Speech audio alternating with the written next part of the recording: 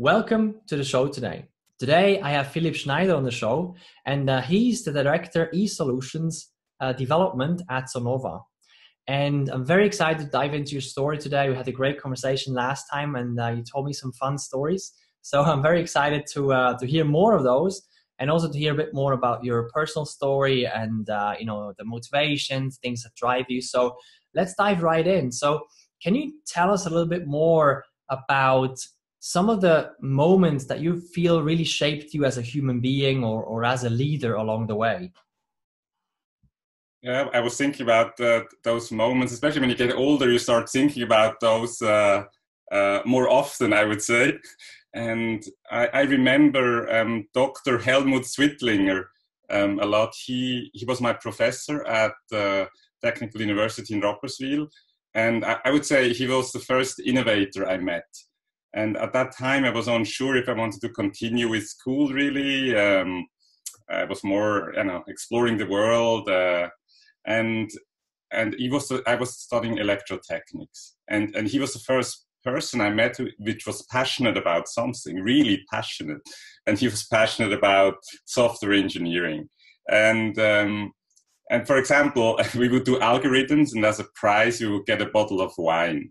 And at that time, he was the person I looked up to, and he started the school. I think he was one of the first in Switzerland to do software engineering.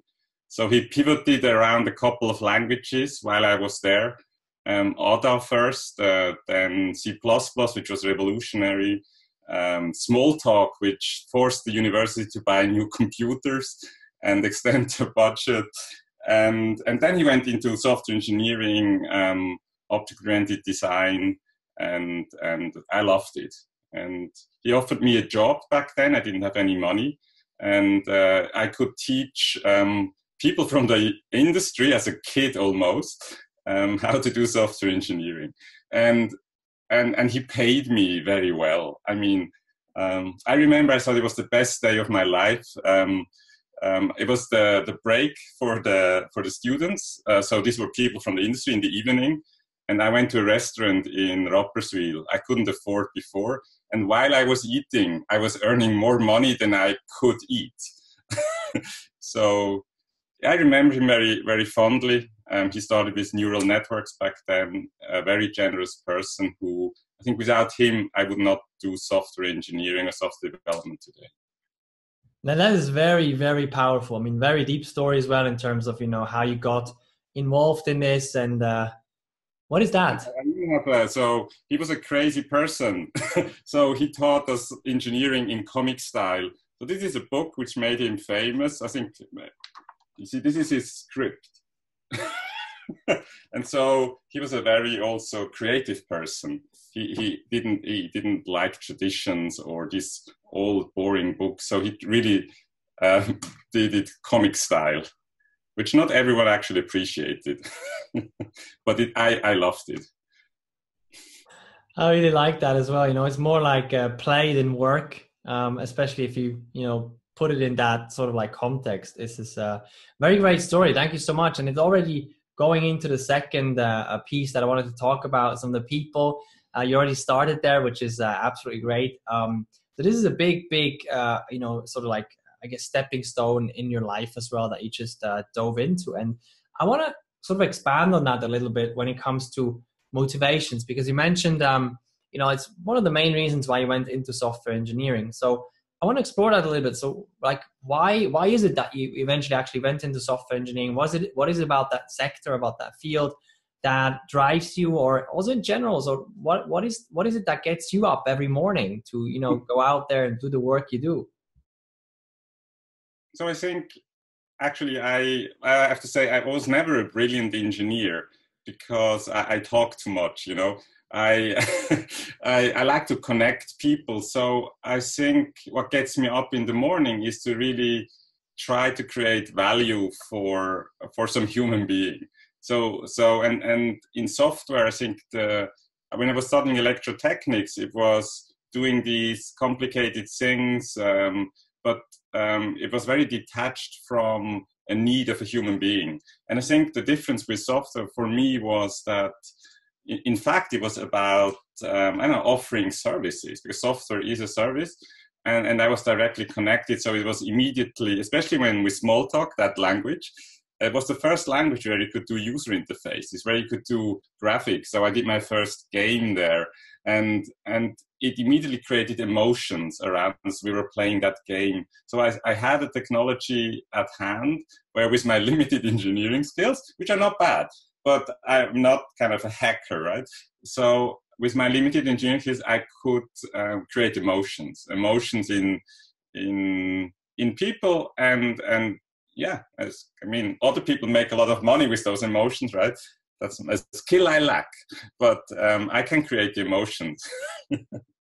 Now that's a big one. You know, it's also about connecting this technology space with, you mentioned the human being, you know, Yes. the impact on a human being. And I mean, last time also you mentioned, you told me in the conversation, like also why you love the, you know, the industry you're in, why this is really something that drives you. Obviously, there's a very, very strong connect already by design in the industry that you're in between, you know, the technology and the actual impact on the human beings.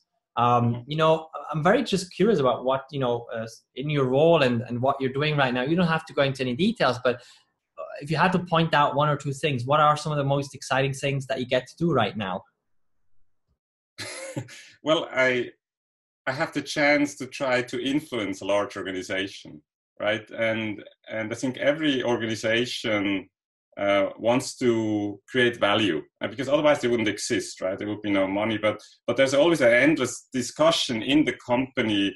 What is the right value, and what value is actually sustainable? Because we're not a non-profit, right? Even a non-profit needs to make money, right? In another way. So for me, it's what excites me at the moment is really in this, let's say, digitalization of the world. How can I help with my skills in the organization to have an impact and to create what I'm convinced great products and services, and really have touch people so that they buy willingly, and that afterwards they are happy with what they invested.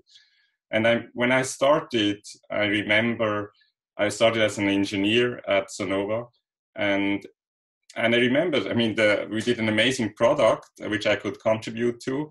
I was more on the software side, and it's amazing if you have something which people just want, it's really easy to sell.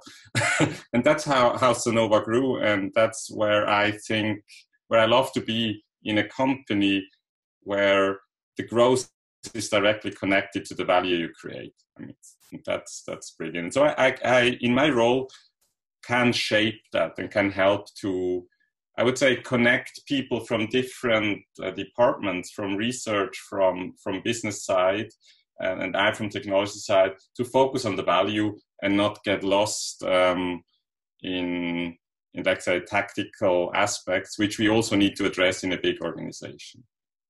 Now you mentioned different types of value as well, you know, and I'm very curious what you mean by that, and sort of like what is, you know, if you had to, I mean, if we go into this value conversation, I'm very curious about what is sort of like the value more specifically that you're most excited about creating in an organization or sort of in business in general. Well, so I prepared, I don't know if you see, this drawing, do you see it reversed or? No, I see it perfectly. Okay, good. So I mean, this is what we were talking about, right? So on this side, you have a customer, then you have an organization, which kind of is, let's say, the money we make. And at the end, we want a happy customer, right? And I think the arrow from this direction to this is really important, because this is how value is created. And I think what I learned is that if you're on this journey here, and me as Philipp, I only can have a very limited impact. So I need to work with many others.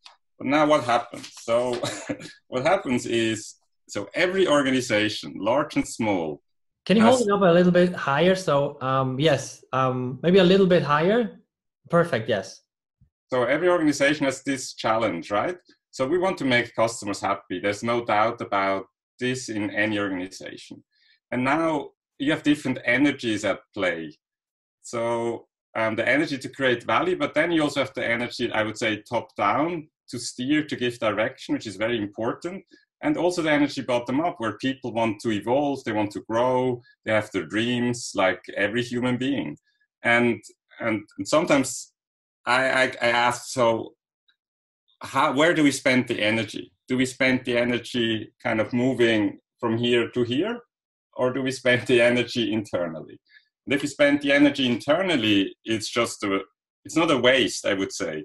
It's getting the organization in shape to focus on the value creation.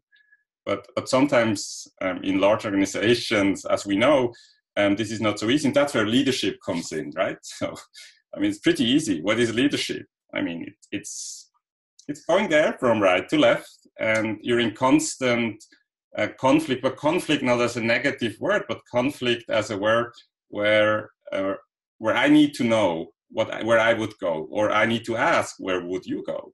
And to connect all these things is challenging and fun, and it's great. I think everyone in a company is part of this leadership game, I would call it, or leadership social structure in one way or another. No, I mean, just a couple of things. I think that's probably the first drawing, especially, is the simplest drawing I've ever seen in any business conversation so far, I think. usually there's graphs and I love the way you design things. And what you mentioned in terms of leadership, I think simplicity goes a long way as well. I mean, basically what you just put into those two drawings in a very beautiful visual way, it's so simple, but it's so powerful and deep in terms of, understanding that it's basically explaining a principle. It's not, breaking down a strategy into all kinds of tactics in this drawing. Of course, all this is required as well at one point. But I think what you also just simply showed right now is it's very simple to get people on the same page, also with, in a visual way, if you can do it in a very simple way as well. And I think what you just mentioned in terms of leadership as well, if you want to get people aligned on that, flow in that one direction there, I think simplicity and getting people on the same page, I think that's what, conversations like that also do very much. So I really appreciate you, putting the time into these drawings as well. Well, I think the drawings, I like to draw. I thought I would be more like kind of an artist when I was a kid, one of my dreams, and now I'm not. But it's okay, right? I'm kind of where I think I want to be, and where I'm good at working with people, working with artists, and doing this. I think what is missing from these drawings is really the human being. I mean, I would say leadership comes from the inside. So the one thing we never talk about in a business relationship because we're too serious, and it's really, you started with these questions about who shaped me, etc. It's being aware of that, and then also expressing yourself in a way where you kind of take other people, where people follow you not because you order them to follow, but because actually they want to follow. And I think that's incredibly difficult because every human being is different, has a different story. And we can talk about diversity and other things, right? So for me, diversity means really having a conversation with diverse people, which are shaped by diverse circumstances. And so you can have a better understanding of the world and a bigger impact on your customers. That's a very interesting and very, I would say, modern definition as well. I really like that. Something I'd like to go in there a little bit deeper in a second, but first I'd like to hear a bit more stories for a second. You're a great storyteller as well. I'm sure you learned some very important lessons along the way of your journey, So everything that you've done in the past, everything that you went through, all the great things and all the epic failures and everything. I'm sure you learned some interesting lessons. Can you share maybe one or two of those lessons that you learned along the way and sort of the context around them a little bit? Mm-hmm. So yeah, so I think something which kind of still stuck or is sticking with me was one of my first. That was almost my first project. So I was worked at university for a while, being involved in software design, books, and things like that. And then I left and I had my first project. And because I had this background of being involved with important people, people thought that I was a good consultant. So I was starting in consulting, had my first project, and it was a great group of people. But pretty quick, and my role was not a leadership role. My role was a technical counselor, let's call it that way. And I did some estimates, and immediately, and it was a remake of an old software system, kind of a benchmarking system. And I quickly understood that we didn't have enough money to do this, especially not in the technologies we chose, because we chose C++. Back then it was cutting edge. And so we had these incredible dreams how to do things. But instead we should have chosen Visual Basic, even if it's a very ugly language. But the money was not there to do some cool stuff. So I brought this up to my boss and my project leader. And they said, oh, don't worry, Philipp, you're just a junior. And so I didn't worry. I was happy, and it was a complete failure. And I had to leave the project halfway through. And what stuck with me is that my colleagues in that project, the customers I was working with, they suffered a lot, right? So they got blamed by their boss that it was an epic failure. And I was not part of the project any longer. But what I learned, my lesson was, why didn't I speak up louder or clearer? Or why couldn't we stop it before we had spent the money? Because in the beginning, right, you meet, you have apéros, you eat these things, and the whole team is big, and it's called onboarding, but you burn through the money. And back then, so my lesson really, this was an epic failure, and I don't want to repeat it ever. So I always nowadays speak up. And sometimes this is uncomfortable for the people around me, because why the hell can't he shut up? And sometimes I need to probably overcome that failure and say, okay, trust more. So, but I think this is this balance which I learned, epic failure. Do you trust the people around you? Then trust them fully. If you don't trust them, you have to speak up. But there's no, it has to be that way. Yeah. I mean, the biggest success, I would say, I'm not an entrepreneur. I would say I'm more an intrapreneur. So within Sonova, I was able to kick off kind of a startup or an incubator, and it was a great experience. And I think, so what did I achieve? Well, there's part of the strategy nowadays and everything. But I think for me, what stuck with me is really, when you have a team which you don't need to lead any longer, because sometimes they lead you or you lead them, and the story is really, we were so cool, right? And if you're cool and you work with British people, you even call them Susan and not Doctor, I don't know, whatever. And so we made this app, and it welcomed you. It was an onboarding process for a digital health touchpoint. And we said, dear Susan, and it took, we shipped the release, it went live, we fought against the British, our colleagues, and said, no, we're cool, it's Dear Susan. Next morning, I mean, it was really a shitstorm. And when I came in the office, it was already fixed. So everyone was so connected that we immediately saw through the channels, feedback channels in the app, it was wrong, and there was no leadership required. It was like, this was wrong.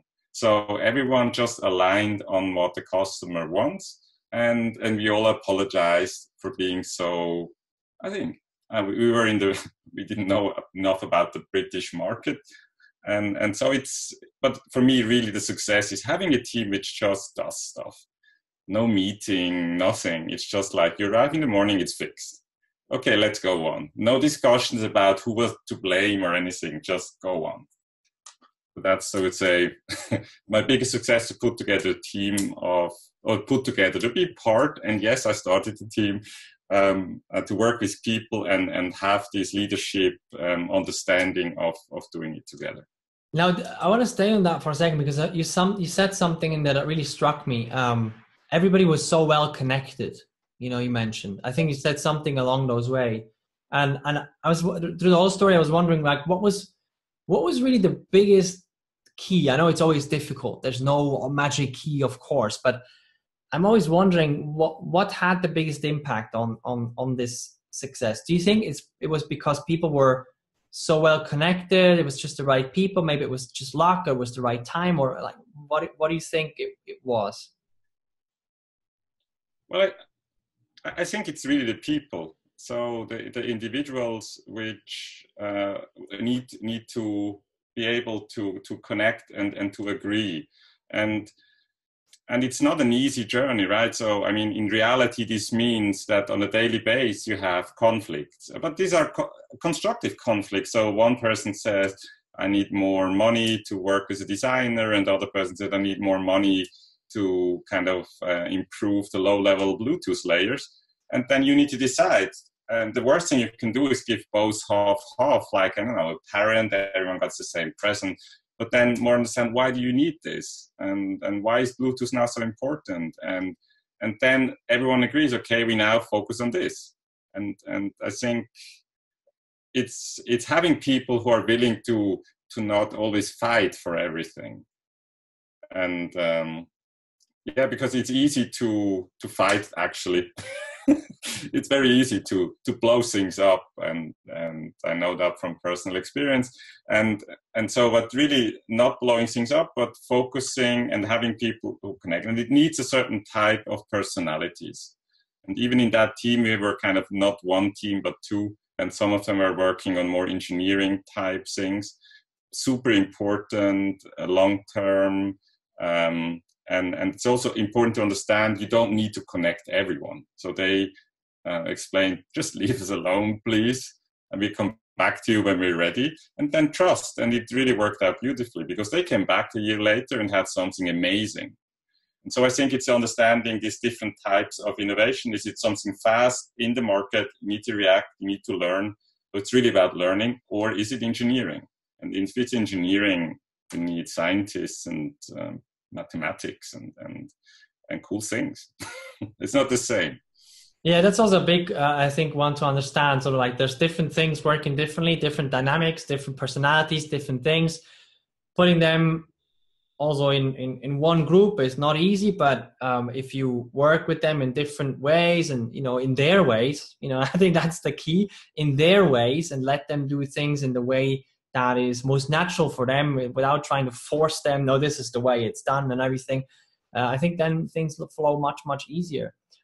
Maybe that's a good transition into the leadership topic again for a second. And I don't want to, debate leadership as a philosophy or anything like that. I'm more interested in your personal, practical experience with it. So one of the things I always wonder is, how are people able to run such large organizations or be in charge of so much responsibility and everything, and deal with everything that's happening every day, all these different personalities and all these kinds of things without going completely crazy? So, do you have something that, you do? Is it just about awareness? Is it a morning ritual? Is it, I don't know, a lunch happy dance? I don't know.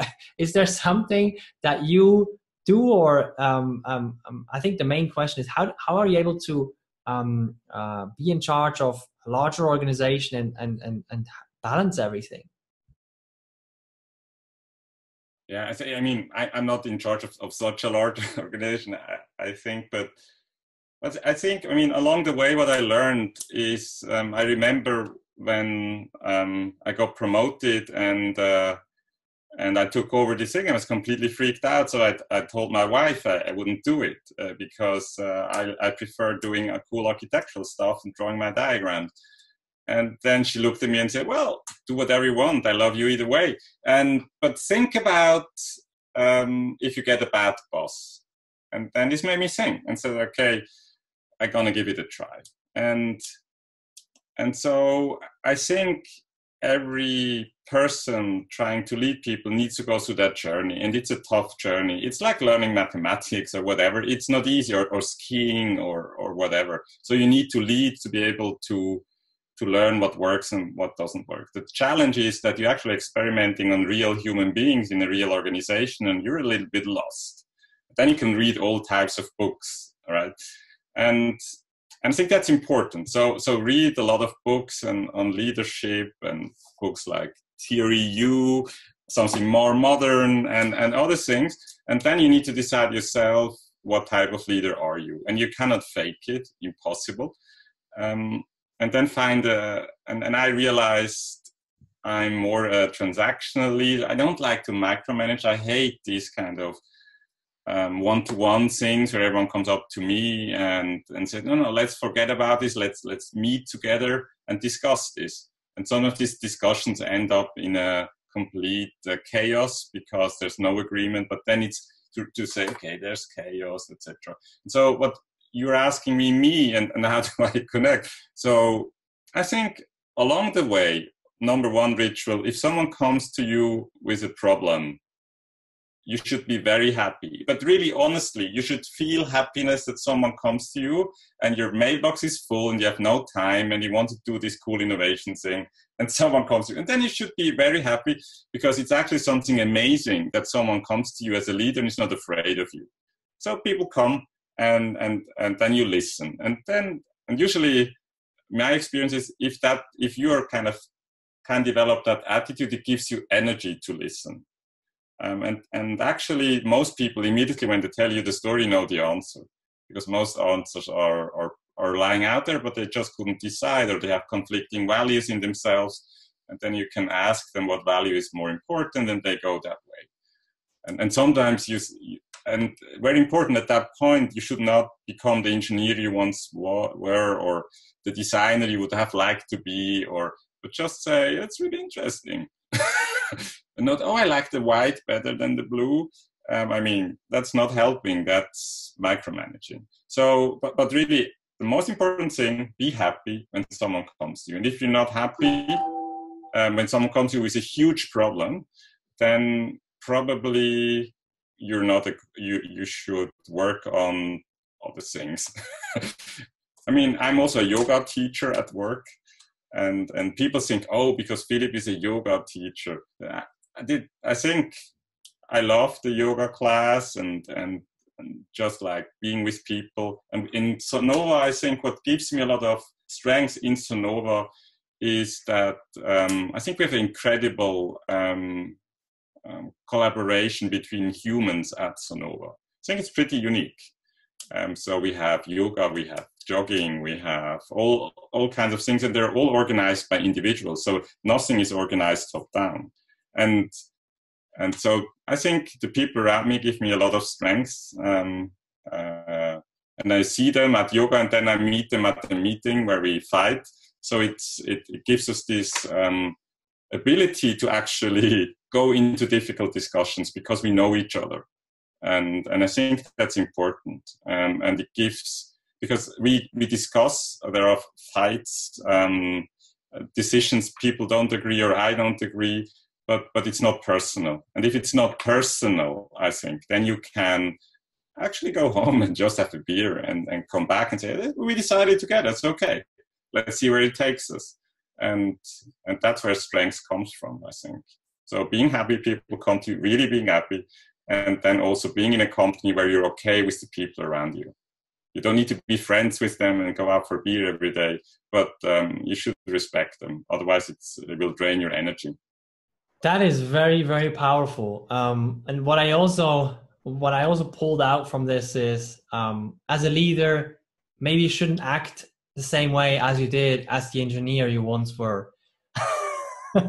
Because it's it's about this bringing in I've been there, I know it much better, like I always know it the best, it's that attitude is not helping at all.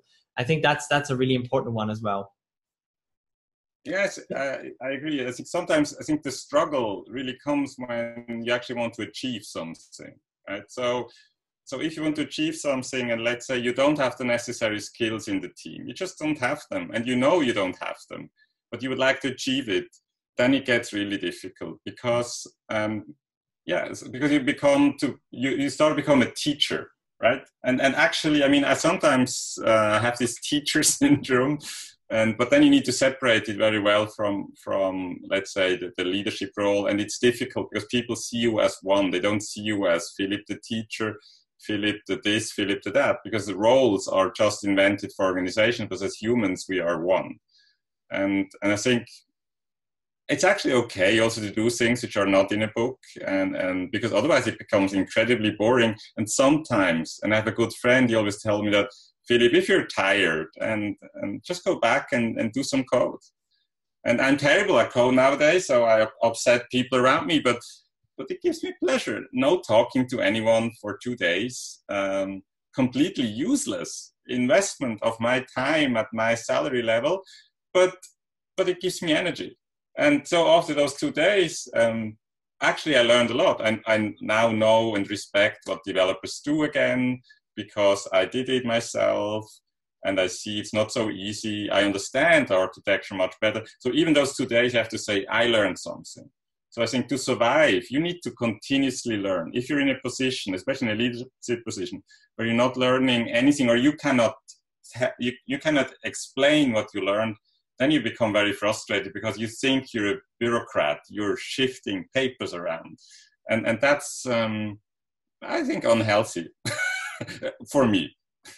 Yeah, there's definitely some big points in there. Wow, that was a very intense, exchange of thoughts. Thank you for that. Now, the last one I want to dive into is a bit of a up in the clouds question. So let's imagine you're a magician now for a second. You get a magic wand, and you get a genie question, right? So if you could wish for anything in the world, what is it that you would wish for that could really change things, really make a big impact? Yeah, it's a good one. It's difficult to answer. I mean, maybe I can answer with movie philosophy, and then I become concrete. So if you look at the Dark Knight with Batman, and he kind of is the superhero always trying to save the world, right? Because every time he tries to save the world, because he had this magic, he has this power. So he saves the world. But every time he does it, he destroys half of the city, right? So many people die. So he's so frustrated because he uses power and he destroys more than he would like to. So he says, you can ask for Batman. Batman is not coming back. He's really tired, and he doesn't have the answer. And the metaphor is basically power is not the answer. So what I don't wish for is power to, I don't know, do whatever. Because I believe in this metaphor, power is not the answer. So what do I wish for? And the other movie I love is Star Trek, The Borg. I don't know if you know The Borg. So basically it's about communication. So you have these different, so it's a new type of life form where whenever you think something and you feel something, I feel it as well. And when I feel something, you feel it. So it's very new age, right? It's meditation, empathy, emotional intelligence. So it's this being where everyone knows what everyone else is thinking. And so this is perfect communication. I mean, the Borg almost takes over the universe because he's a perfect communicator. And I think to have an impact, it would be great to have that ability that I would understand better the values of other people, how they think, more efficiently than by asking questions and disagreeing and not understanding. And I think if I could wish for an ability, just the ability to listen to other people, to really understand them on a deeper level than just what they're faking to say. and then also that I can express myself, and then actually to have the motivation to use that information to do a change together, because I think that's what is required. Not Batman, as he himself recognized, but a this ability to communicate. And I think this is, especially in a large organization, or even if you look at the global level, to save planet Earth, that's what's required. And I think many people are doing it, and there's a lot of talk in leadership about empathy, and my wife is engaged in such leadership programs, and I think it's slowly people becoming aware that it's really about this collaborative communication. So give me the ability to explain things and also more important to understand things. And then I think I would be a much better leader. That's a big one. You know, I also love the stories. I mean, you're such a good storyteller, you know, with the movies and putting that in comparison to everything.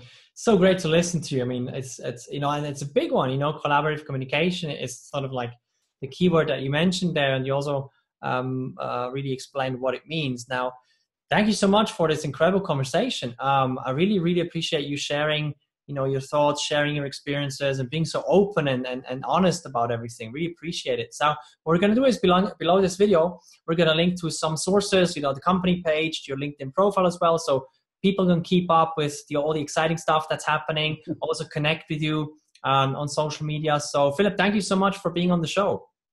Well, thank you for inviting me. It has been a pleasure. And yeah, I wish you all the best.